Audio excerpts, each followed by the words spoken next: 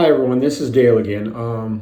In this video, I'm going to really address what I'd probably call the true believers, those of you who really have some sense of a deeper sense of what I'm talking about. And these videos are for everyone.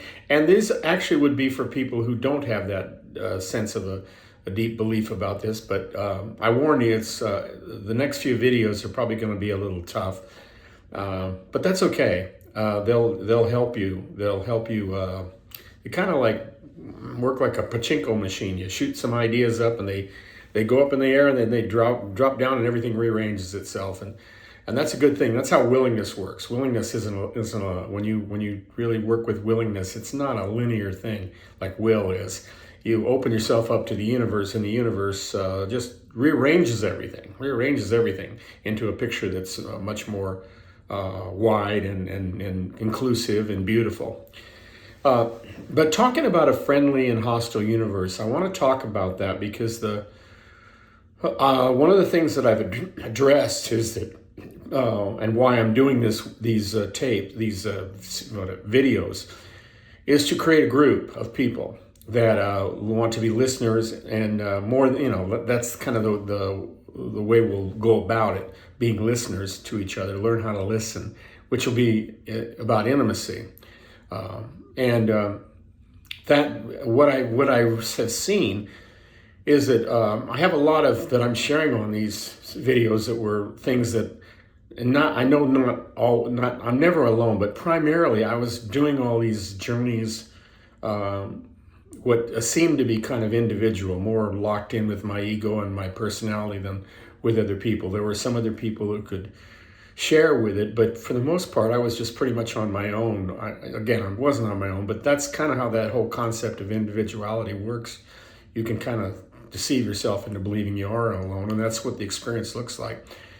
And it's difficult, and it's hard to tell you, that's why I couldn't give you a how-to. I always think about Eckhart Tolle when he talked about his experience of how he came to that idea that there were two of him when he just collapsed and he woke up, and he was so much more aware.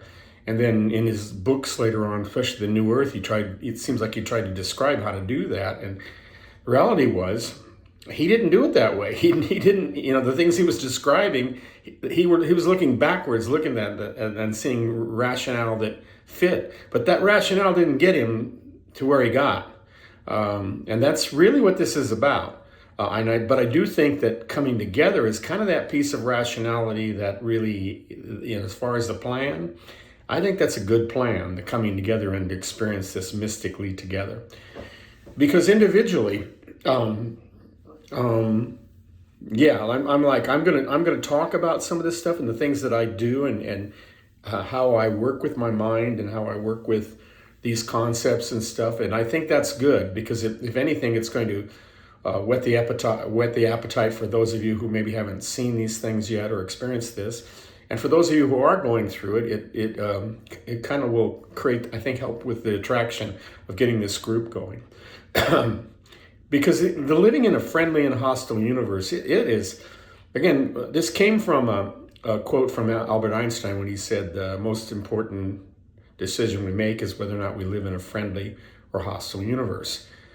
And about a couple weeks, 3 weeks ago, that in a dream state, that kind of expanded to me that another way I would look at it was the same. The most important decision we can make is whether or not we live in a miraculous or reasoning universe.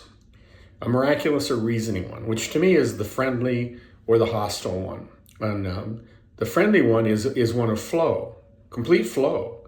And it transcends and actually encompasses and gives birth to the hostile world. It's like we can create this little room in the universe called the hostile universe because of the friendliness and the perfection of the friendly one. So the hostility, it's a hostile experience, but it's not really a hostile experience because all roads lead to Rome. That's kind of what I'm saying. I mean, if that's, again, looking at Jesus, Jesus, if you looked at Jesus being crucified in the world, you go, oh, well, that's the end of his teaching. That sure didn't work. But that's not where he was at. He was in this world, but he wasn't of it. He was transcendent in it. And yet he was in it. He was fully in it.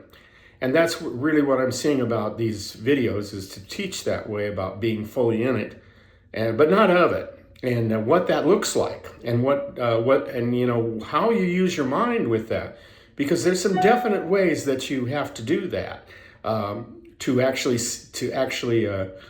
be consciously cooperative with it. I mean, if you're not consciously cooperative with it, it still works, but that's where suffering and all that stuff comes in, because we can flow and breathe, or we can kick against the pricks and suffer. And both roads lead to Rome. They do. They still come through.